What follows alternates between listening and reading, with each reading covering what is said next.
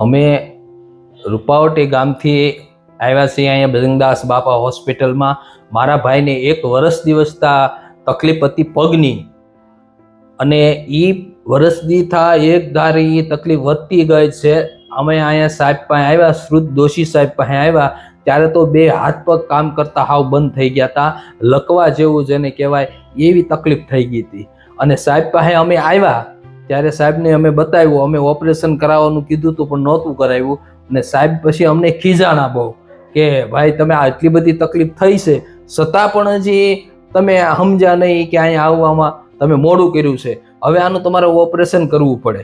Operation કરો પણ એમાં રિકવરી કેટલી આવે એનું બહુ નક્કી નહીં, કારણ કે તમે મોડું કરી નાખ્યું છે. આ મોડું કર્યું એને તમારે ફળ ભોગવવું પડશે. એટલે અમે કીધું સાહેબ કાંઈ વાંધો નહીં, અમારે ઓપરેશન કરવું છે, જેવું થાય એવું હવે ઓપરેશન કરવું પડશે. પણ ઓપરેશન કર્યા પછી અમને ઘણી રાહત છે.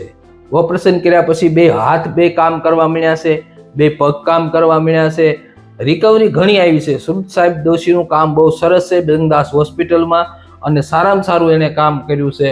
અને રિકવરી આવી છે, દવા એની સારામાં સારી છે, અને ઘણો ફાયદો થાય છે. ઓપરેશન કર્યા પછી અમારા ભાઈને ઘણી રિકવરી આવી છે. બસ એ જ અમારે કહેવાનું છે કે નહીં, સાહેબ બહુ સરસ છે. શ્રુત સાહેબે બહુ સારું કામ કર્યું છે. ઓપરેશનના મગજ, મણકા અને કરોડરજ્જુના ડૉક્ટર બહુ સરસ ડૉક્ટર છે, તો એની મુલાકાત લેવી જોઈએ.